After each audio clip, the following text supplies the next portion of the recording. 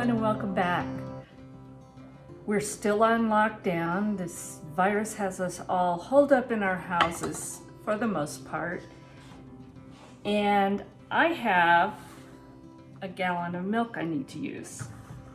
This is whole milk, pasteurized, but not ultra pasteurized. So I decided I need to use it, and I am going to make some simple farmer's cheese. But I'm gonna make it kind of dressed up a little bit, and it's a very simple type of cheese to make. You probably have what you need at home to go ahead and make this. I am going to be making a different version. Today I'm gonna make lemon, garlic, and rosemary farmer's cheese. And I'm kind of combining a couple of recipes here, so we'll see how it works.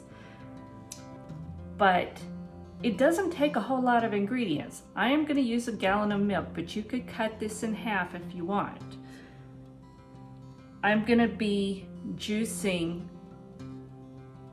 6 to 8 lemons. It'll be about half a cup of lemon juice for a gallon of milk. Got some sprigs of fresh rosemary, and I've got 4 nice sized cloves of garlic. The only other thing you need is I have cheese salt, but if you don't have that, I would use kosher or something. It would be better to be finely ground, I think. That would make it dissolve better. So I wouldn't use iodized, but some kind of kosher or pink salt or something that's finely ground. So I'm going to get started by juicing all these lemons. So let's get started. So wow, these are large lemons, but 2 of them gave me just over half a cup. So I have more if I need them, but wow, I didn't need nearly as many as it called for. So now I'm gonna prepare the garlic and the rosemary, and it's pretty simple. All right, so I have 4 cloves of garlic, and I'm not gonna do much, just roughly cut them up, and you don't have to have any certain size. You just want them to have free flow of the milk around them so that you can get that wonderful flavor.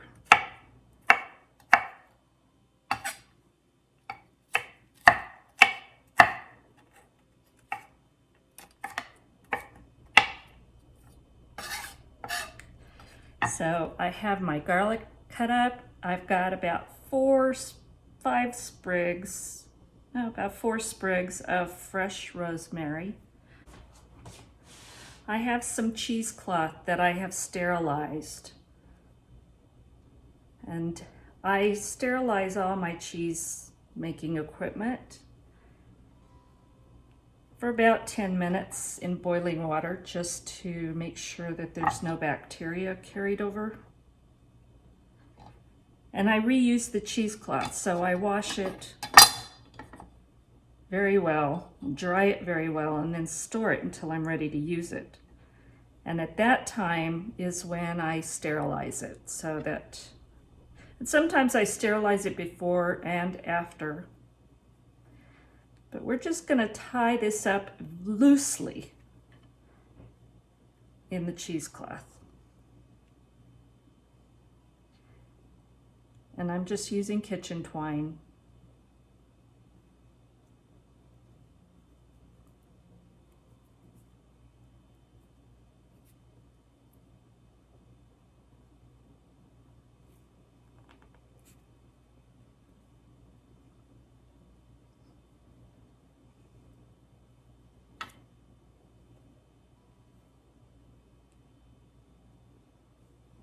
Now you could chop up that rosemary if you want, but I decided I was going to leave it whole, and that way it doesn't get into the milk as easy. You may see it poking through, but they're still attached to the stems. So now we're just going to set that aside, and let's start making cheese. All right, I'm just going to pour this gallon of milk, and this is again whole milk, pasteurized. Raw would be better, but I can't buy raw where I'm at. It's against the law. So just make sure it's not ultra pasteurized, because that might inhibit it from setting curds. And then we're going to put it on less than medium heat. We just want to gently warm this. We don't want it to boil. Now to this, I am going to add my garlic and rosemary bundle. That way, these flavors, and you can see it's loosely woven, so the milk can circulate through it, and I left it loose at the top. So I'm just going to drop that in there and let that flavor the cheese.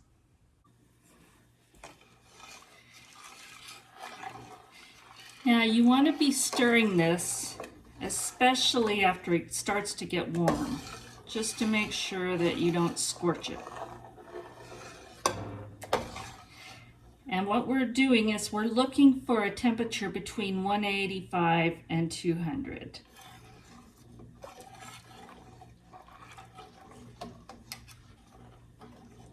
So you definitely don't want this boiling. It's probably going to be a very low simmer, but we'll see how it looks so that you can see. Right now it's at about 173. And you can see it's steaming and it's leaving little bubbles on the side. And it's not 100% necessary, but if you got one of these kind of cheese spoons, it's very helpful. But you can just use a slotted spoon. I would use stainless steel probably if you have it. But again, this is farmer's cheese. It's very simple, very rustic, and you don't have to have a lot of special equipment, even this thermometer.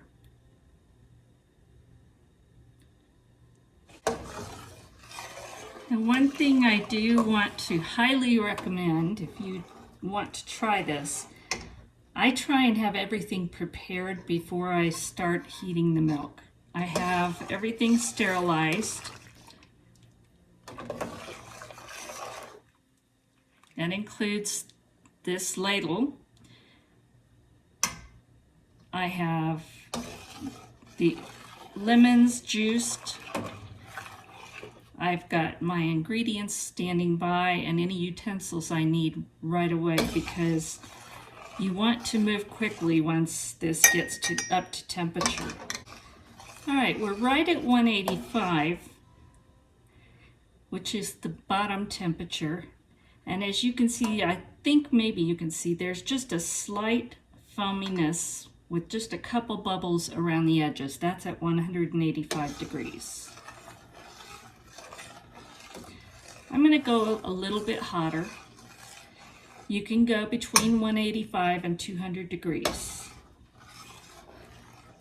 All right, I've got it up to 190, and I think I'm going to stop there. But just so you can see, it's just a little bit heavier bit of foam around the edges. Not so much on top, but just right around the edges with some bubbles. You might even let it get to a low simmer, but I wouldn't go past that. So now we're going to take out our little bundle that's done its job.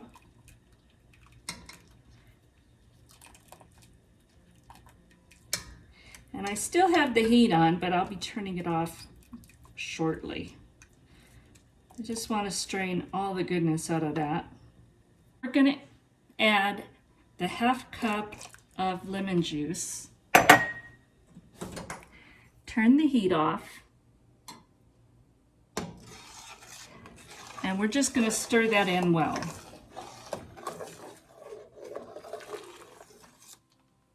And you can see it's already forming curds. We want to get all those curds captured, so I'm going to scrape them off.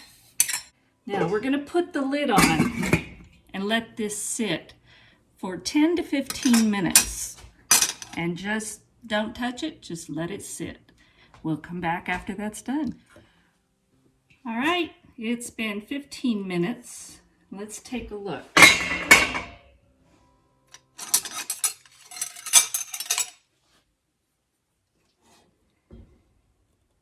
And I hope you can see there's a yellow watery fluid and then there's the white curds.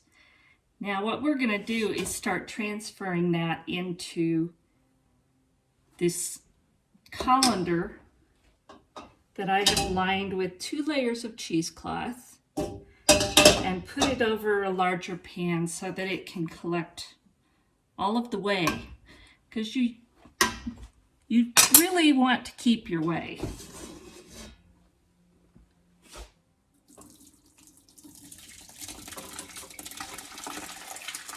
And just pour carefully because it's still very hot. And you want to keep it inside the cheesecloth. So if you have to, you stop for a moment and lift the corners. Let it drain a little bit.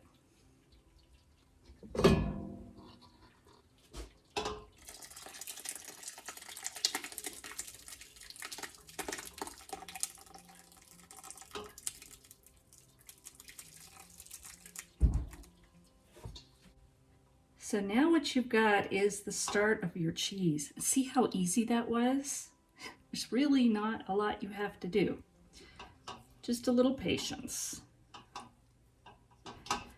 So I'm going to let this drain for 10 to 15 minutes until it's not dripping any more whey out. And then we'll come back and move on to the next step. Okay, it's been about 15 minutes. Let's look and see.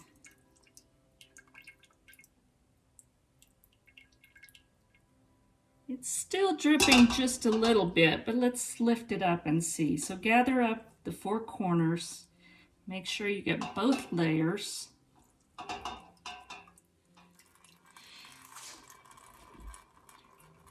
And mostly it's finished.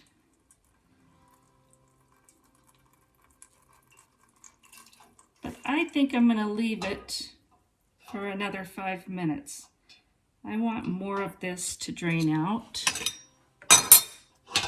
And I'm just going to kind of loosen it up so that it has room to drain.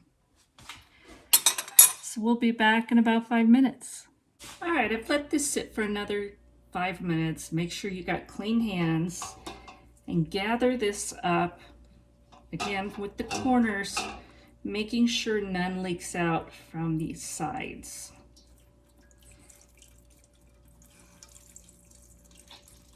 And now we're just going to squeeze it and twist it.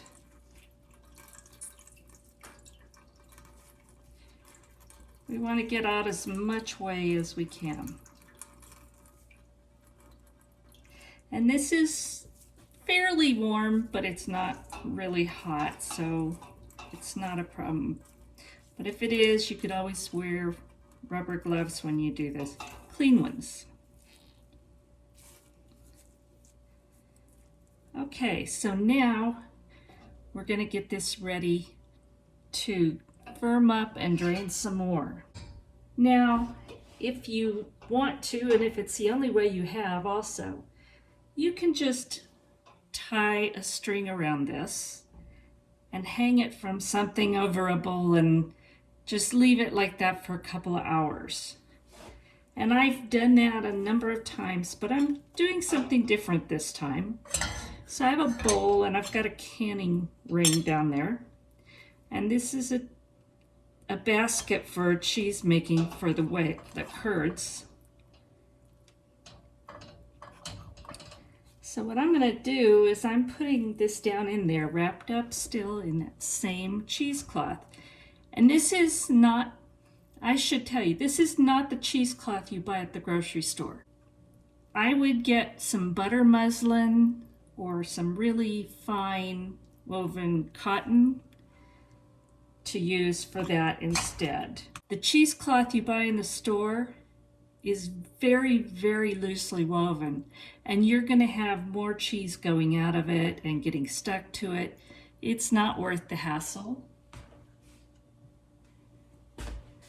So I've put this in one of these baskets. I'm going to put another on top, and then I've got a quart jar filled with water, and I'm just going to let that sit on top of there for about 2 hours.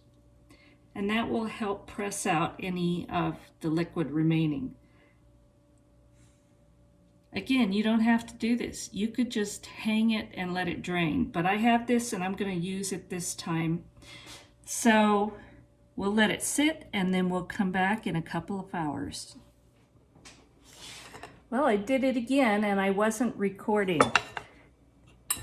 This is my farmer's cheese, and it had finished draining.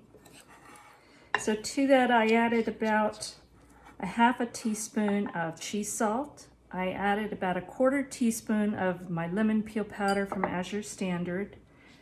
And then I had these special pepper corns, and these were from my friend that has the Reno Chili and Rieno's online store.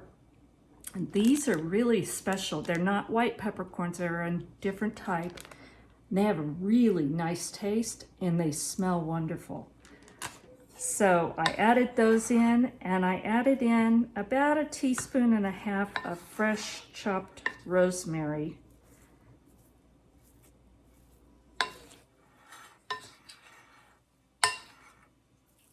And I'm just going to mix it all together well.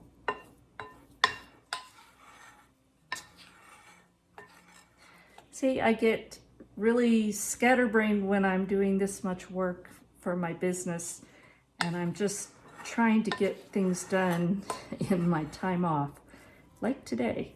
So, forget to turn the camera on. Sorry about that. Now, let's have a taste of this.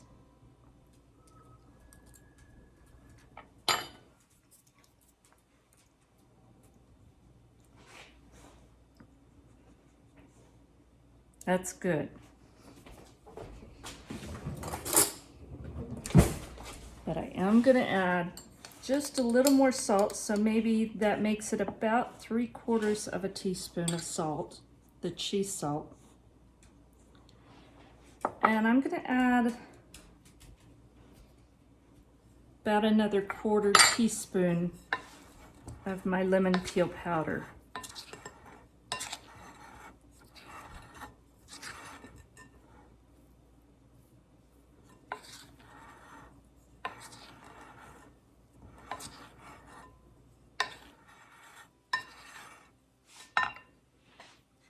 Okay, let's get another taste.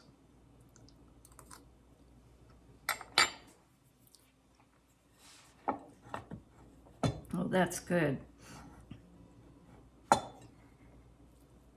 Now, I plan on using this in recipes, but you could use it as a snack with crackers. You could, all kinds of things. You could add it to a salad. We may add it to a salad too, but I am going to share it because that gallon of milk made quite a bit. I'm going to guess 3 to 4 cups easily of this. Now you can store this in a covered container in your refrigerator for 1 to 2 weeks. But it really tastes good. It's got so much flavor, and you saw how easy this was. a few ingredients, you let it sit, drain it, let it sit, and then you have this wonderful cheese. So I hope you give it a try. This is a great thing to do while you're housebound right now, and especially have your kids help and watch, because they will see how it all comes together. And it's like a science project, so that's a good thing, right? It's not difficult. It's pretty much out of your pantry and your garden. What can be better than that? So give this a try. Please give me a thumbs up, subscribe, and share. And hit the little notification bell so you're notified anytime I upload a video. Thank you for watching. God bless, and we'll talk again soon.